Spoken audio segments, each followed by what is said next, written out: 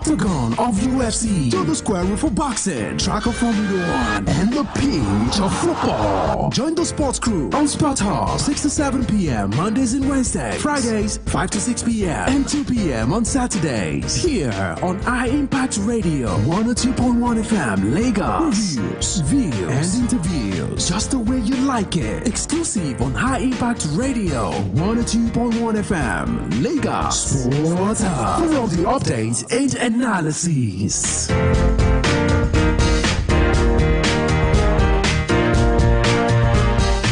Hey, High Impact. Hi, how may I help you? So I have chess game with my friend later on today. When is the best time to play chess game? I guess you're bored. Usually in the evening, but definitely before you are too tired. My very best chess, of course, is generally played at the times when I'm winning, unless my opponent decides to take a bow. I'm definitely not taking a bow. Thank you. I hope you win. Hey, High Impact. Hi, how may I help you? Who is the fastest man in the world? That's very simple. It's Usain Bolt. He is the fastest runner on the planet, setting the world record for the shortest 100 meters sprint time of 9.58 seconds. Wow, thank you. You're welcome. Hey, High Impact. Hi, how may I help you? Who is the shortest basketball player in the world? I like your curiosity. I'll tell you. Muggsy Bogues is the shortest player in the National Basketball Association history, listed at 5 feet 3 inches tall. He was drafted 12th overall by the Washington Bullets in 1987. Oh, wow, that's interesting. I'm glad you asked. AI Impact. Hi, how may I help you? I've been curious. Who exactly is the youngest swimmer in the world? Oh, I'll tell you.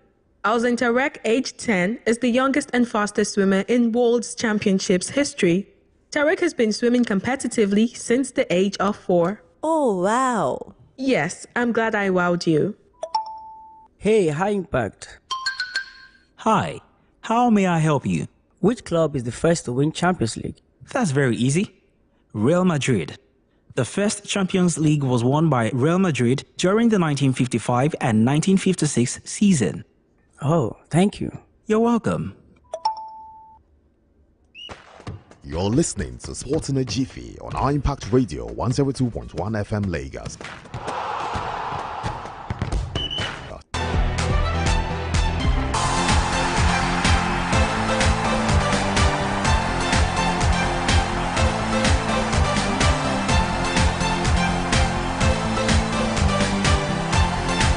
Sports in a Jiffy on your most exciting breakfast show, the Morning Impact here on Empire Radio 102.1 FM. Ceremonial edition of the show for the month of September. Today, September 1st, 2025. It's Monday today, and I'm wishing that September brings you all of the serenity, all of the happiness, and most especially all of the good things that you desire. Welcome to the show this morning. We are going to serve you five other facts, and I'll be making it compact to your listening pleasure. Bits and pieces coming through from the world of sport on the show this morning. Big day in the world of transfers today because it's the transfer deadline day. I'll be seeing a couple of moves by or before midnight, I should say. As it is already, I can tell the Liverpool are the highest spender in this particular transfer window, because it's been confirmed that £130 million for Alexander Isak, combined with other players that they've been able to sign this summer window. Talk about Ugo Ekitike. There's also Florian Wirtz. There's Jeremy Frimpong, who has joined this side. Talk about Nigerian players abroad as well. We'll be monitoring and also tracking a couple transfers before the end of the transfer window. Christos Uche from Getafe, right there to Crystal Palace. There's also possibility of Samuel Chukwueze also making that move from AC Milan down to Fulham, and then there's Tolu Arokodare, who is going to be making the move from RC Genk in the Belgian Jupiler League to the English Premier. Talk about Wolverhampton Wanderers as well. All of this and many more we'll be tracking, and we'll bring you more updates later tonight by 6 p.m. down to 7 p.m. on the Sports Top Show, where I'll be doing 1 hour of banter, 1 hour of radio, 1 hour of views, reviews, and all of the major interviews coming through from the world of sports on the show this morning. And there's also updates coming through on the break breakfast menu today. Talk about the world of tennis. The US Open currently on the way right there at the Flushing Meadows and also the Arthur Ashe Stadium. A couple of players already missing out, and we are into the quarterfinals already. Jessica Pegula making it to the quarterfinals just the way she was able to do it in the year 2024. We'll talk about the WTA and also the ATP. On the home front this morning, we'll be mentioning about the Nigerian athletics as Tobiloba Amusan also is a Brume will be leading the 15th contingent that will be representing Nigeria at the World Athletic Championship that will be happening right there in Tokyo, Japan, later this month. All of this and many more will be 70 on the Sports in a Jiffy right here on Empire Radio 102.1 FM. Just in case you tune in for the very first time, this is your early morning sport tonic because the early bird has gone around the world to catch the scores, and I am more than willing to serve them to you, whether a sports person, someone love the game, or maybe an athlete yourself.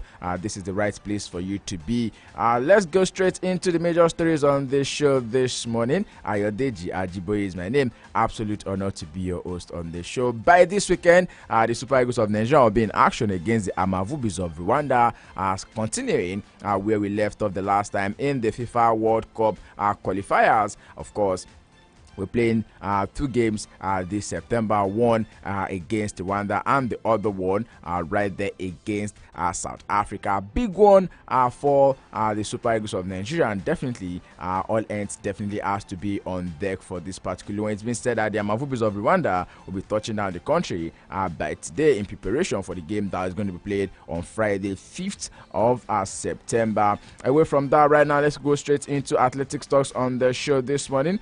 Just like I mentioned it to you, that Nigerian athletes are definitely going. 15 of them will be representing the country at the World Athletic Championship. But before we go into athletic talks, let's take it from right there. Nigerian hurdler Tobiloba Amusan will be leading a 15 athlete contingent that will represent the country at the 2025 World Athletic Championship scheduled to take place in Tokyo, Japan, from 13th of this month to 21st.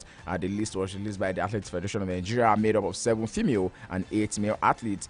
Team Nigeria will be taking part in 11 disciplines, which include the men's and women's 100 meters, women's 100 meter hurdles, men's 200 meter, men's 400 meters, men's 400 meter hurdles, men's and women's long jump, men's shot put, women's discus, and women's armers event right there at the games. Don't forget that Amusan became Nigeria's first ever global champion when she stomped the gold medal in the world record during the 2020 edition that was held right there in Eugene, Oregon, in the United States of America. Of course, she'll be looking to challenge for a podium finish as she seeks to end the season on the high. Last week, she skipped the 2025 Diamond League finals in Zurich. And away from that right now, still talking about other sports on the show this morning. Nigeria's female Yellow Greens will be facing their first major test in the ongoing 2026 ICC Women's T20 World Cup African qualifiers later today, when they'll be battling host Namibia in the second group game. Coach Leke Oyede's ladies will begin their run yesterday with a dominant 96 run against Sierra Leone. Sierra Leone, after winning the toss, put the female Yellow Greens on bat, and Nigeria showcased their batting depth and power, piling up a formidable total of 102 runs for just 3 wickets in 20 overs. And still taking stories coming through from other sports on the show this morning. Sports in a Jiffy right here on Empire Radio 102.1 FM. Don't forget that this is me 72 in beats and in pieces. In the world of boxing, Anthony Joshua is on track to return in a comeback fight in early 2026 before a roll of the dice blockbuster next summer. After Joshua's loss to Daniel Dubois last September, it's been said that a lingering elbow injury will not heal and eventually required an operation that has kept the 35-year-old out of action, but has now resumed training. His next fight is said to most likely be in January or the start of February, and he will not return to an immediate contest with top-level heavyweight, but will target a tune-up bout against the world top 15 caliber opponents before pursuing the biggest names in the division. The ultimate target, though, remains Tyson Fury, who is a great all-British showdown that has so far eluded Anthony Joshua in his career. And away from that right now, let's go straight into the world of football on the show, and I'll be taking talk coming through from the Nigerian Premier Football League Match Week 2. Done and dusted yesterday, bringing you the recap of all of the actions that went down. Canopilas head coach Evans Ongeyi says his team has already shifted focus to their next game after being forced to a 1-0 draw by Wiki Tourist in the Nigerian Premier Football League yesterday. The same Eshigida fell behind early when Ahmad Lamido scored for the visitors in the 12th minute, but Omar Stanley leveled just before the break at the sunny Abacha Stadium. Elsewhere, Katsina United were able to stun Plateau United 2-1 in Jaws, with Sadiq Awal opening the score in the 11th minute before Uche Collins doubled the lead on the hour mark. Hilary Albert pulled one back for Plateau United 9 minutes later, but Changi boys held on for the win. Right then, Yenogwa, not a good welcome back home for Ladamboso, caused Bayelsa United climbed to the top of the table with a 2-0 win over newly promoted side Barau FC. Ongbasa Wisdom broke the deadlock in the 58th minute before a young Ofem sealed victory 20 minutes later. Nasarawa United also recorded our first win of the season, edging Abia Warriors 1-0 in Lafia, thanks to an early goal from Leonard Ugochukwu. Rivers United defeated Kwara United 1-0 right there in Port Harcourt, with Friday Ubon scoring the only goal. Defending champions Eyimba also beats Niger Tornadoes 1-0 in Naba, while El Kanemi Warriors held the Kori City to a goalless draw right here in Lagos. Warriors continue a bright start with a 2-0 win over former champions Enugu Rangers at the Warri Township Stadium, and the remaining match day 2 fixture between Kum Khalifat and Remo Stars will be played later today right there in Aba.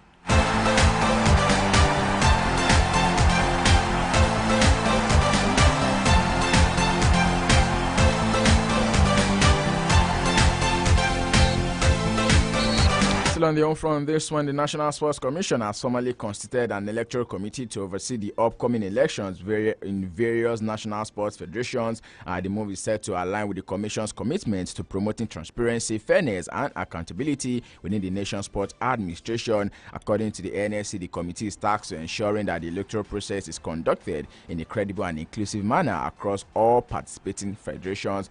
The electoral committee, comprising of chairman, vice chairman, and 5 other members with a secretary amongst the mix. The committee will soon unveil the official election timetable and will supervise all procedures leading up and including the election itself. In a statement, the NSC reaffirmed the dedication to ensuring the integrity of the electoral process and all stakeholders within the sports ecosystem to provide their full cooperation before, during, and after the federation elections. Still on the home front on the show this morning, still bringing you more updates coming through. Let's go take this one coming through from the Nigerian Premier Football League chairman Benga Elegbeleye, who has dispelled suggestions that there is any form of crisis in the league, declaring that the league has been on right trajectory in the last 3 seasons. Reacting to story on violence in the MPFL and attendant repercussions, Elegbeleye said, and I'm quoting, that the 2024-2025 MPFL season was the most outstanding in the recent history as the season followed the schedule and no disruptions. Citing factors that account for stability, he pointed to the conclusion of the last season on the same weekend as some European leagues and starting the 2025-2026 season at the same time as European leagues as well, dismissing any news about the league not being on the right path right there. And with that, we'll go away from the on front on the show this morning. Now, starting talks are coming through from the world of tennis. Like I mentioned to you, the US Open definitely into the day 6 already. We are already into the quarterfinals, starting with us coming through from the ATP on the show this morning, where Novak Djokovic continued his bid for his record 25th Grand Slam title in style as he stunned past qualifier Jan-Lennard Struff to reach the US Open quarterfinals. Despite twice receiving medical attention, the Serbian rarely looked troubled as he raced to a dominant 6-3, 6-3, 6-2 victory in under 2 hours. While the win was further evidence of Djokovic's pedigree, questions still remain over the 38-year-old's physical condition. Djokovic is playing his first tournament since losing in the Wimbledon semi-finals in July, having skipped ATP Masters events in Toronto and also Cincinnati. The world numbers away from that story right now. The man who is definitely going to be playing against another player who is definitely said to be struggling, because Cameron Norrie saying that there are signs that there be a bit of wear and tear, calling for the physio to treat a neck issue and then a problem with his right forearm in that particular encounter as well. Big stories coming through from the world of tennis, I tell you, on the show this morning, and straight into the WTA. Where Sabalenka also said the victory at the last year's US Open is not driving force behind her 2025 challenge after the defending champion breezed past Christiana Buska to reach the quarterfinals in New York. The 27-year-old Belarusian did not face a break point as she cruised to a 6-1, 6-4 win in an hour and 30 minutes against the unseeded Spaniard on Louis Armstrong Stadium. Sabalenka won her first US Open singles title last September, her third Grand Slam singles triumph overall, when she beat American Jessica Pegula in the final. However, she has not won a major title this year, losing the finals of both the Australian Open and Roland Garros to Madison Keys and also Coco Gauff. Basically, she'll be looking to make sure that she gets something for herself this time around. Later yesterday, Marketa Vondrosova also set her place in the Grand Slam quarterfinal for the first time since last year's French Open when she beat fellow Wimbledon winner Elena Rybakina. Since her victory at the All England Club in 2023, the Czech Republican left-hander Vondrosova has struggled with injuries and missed last year's US Open after undergoing shoulder surgery on the eve of the tournament. Away from the world of tennis on the show this morning, we'll quickly make a stop in the world of Formula One, where not too good history was being created by Lewis Hamilton yesterday at the the Italian Grand Prix. I beg your pardon, not too good one for the man, because of course looks like this is not a match that is supposed to be made at all, and I'm talking about Ferrari and Lewis Hamilton. But Lando Norris says his retirement from the Dutch Grand Prix was a blow in his attempt to win the World Championship, but insists he will go for it as he tries to recover this season. The Briton has fallen 34 points behind McLaren teammate Oscar Piastri with 9 races remaining after the Australian won in Zandvoort, while Norris retired with an oil leak. There are still a maximum of 225 points available, but the gap is well over the 25 points for a race victory. Norris had arrived in Netherlands after Formula One summer break just 9 points behind Piastri, and after 3 wins in the previous 4 races. Away from that story right now, still taking more stories coming through from the world of Formula One on the show this morning. It's been said that Mercedes will continue with George Russell and Kimi Antonelli as their drivers in Formula One in 2026, and that's according to team principal Toto Wolff. Wolff effectively confirmed the lineup after the Dutch Grand Prix this weekend. Although Russell's contract is still not finalized, there had been a little doubt about Mercedes will be retaining both drivers after Max Verstappen confirmed that the Hungarian Grand Prix in early August that he was staying at Red Bull. Mercedes was interested in Verstappen and has been putting off talks with Breton Russell until they knew for certain that the 4-time world champion was not going to be available for them to make the move for. And away from that, right now, Lewis Hamilton has been handed a 5-place grid penalty for Ferrari's home race in Italy next weekend after failing to show under double yellow flags before the start of the Dutch Grand Prix. It capped a miserable weekend overall for the Italian team, who watched both Hamilton and Charles Leclerc crash out of the race in separate incidents. Hamilton, who did not follow the race director's pre-race instructions given to all drivers, asking them to reduce their speed sufficiently at the pit entry to ensure the safety of people on the grid and also in the pit lane. The penalty would normally have been a 10-place grid drop, but it still was acknowledged Hamilton did try to slow down and the brake earlier. It means the Briton will start no higher than 6th in his maiden race at Monza as a Ferrari driver. Away from that, straight into the world of football on the show this morning, bringing you updates coming through from the back pages of the major dailies, and I'm talking about the transfer bit. Earlier this morning, it's been said that Paris Saint-Germain goalkeeper Gianluigi Donnarumma is now expected to sign for Manchester City before the transfer window closes by 12 noon Nigerian time. You can talk about that being about 7 p.m. this evening in the UK. Paris Saint-Germain midfielder Luis Enrique had decided to change his goalkeeping options after signing Lucas Chavelia, making the former AC Milan star available for transfer. Still taking more transfer bits on the show this morning. Just as one player is moving to City, another one is making an exit. Brazilian goalkeeper Ederson is now close to joining Turkish giant Fenerbahce in a surprise transfer before the summer window closes. According to reports coming through, Manchester City have reached a verbal agreement with Fenerbahce for a fee between 13 million euros and 14 million euros for the goalkeeper. The 32-year-old has also given his approval for a move by his agent. Ederson joined City in 2017, and of course it's been a good run of form for the two parties, and that's talking about Ederson and also the team Manchester City. Talking more transfer bit on the show this morning, it's been said that Alexis Sanchez has now made the move to Sevilla. Documents are said to be prepared for the former Arsenal man to make that move to Sevilla. Real Betis have also agreed a deal to sign Antony from Manchester United with the fee about 22 million euros plus 3 million euros in add-ons. United will be having a 50% sell-on clause on the future sale, and also profits made from the player right there. Like I mentioned at the start of the show, Santos Uche is said to be in London to sign at Crystal Palace today, as the deal is now verbally agreed. Getafe are expecting all formal steps to be completed and also respected by today to sell the Nigerian striker Uche to the team right there in the English Premier League. Sporting Jiffy on Empire Radio 102.1 FM. Quickly, before I wrap up the show this morning, let me bring you a bit of news coming through from the world of football. This particular one will be coming through from the Spanish La Liga, where it's been said that Barcelona coach Hansi Flick was not happy with his players as they scrapped a 1-0 draw against Rayo Vallecano on Sunday in the La Liga, with only a string of 5 saves from goalkeeper Jean Garcia, ensuring they did not lose the game. Lamine Yamal gave Barca a first-half lead from the penalty spot at the Estadio de Vallecas, but Fran Perez equalized after the break as Rayo ended the Spanish champions' 100% start to the new season. Same can also be said about Real Madrid yesterday, although they went on to be 3-1 winners, but that did not go without Kylian Mbappe's 2 goals being chalked off, and the man, of course, posted a cryptic post right there on his social media account saying, if I cannot score with my hand, why are my goals being chalked off for being offside? 2 goals by the player were being chalked off for offside in that particular game over the weekend. And also bringing you more updates coming through from the world of football this morning. A couple of games will be going down in a bit of qualifiers before other players will be looking to join up by this weekend.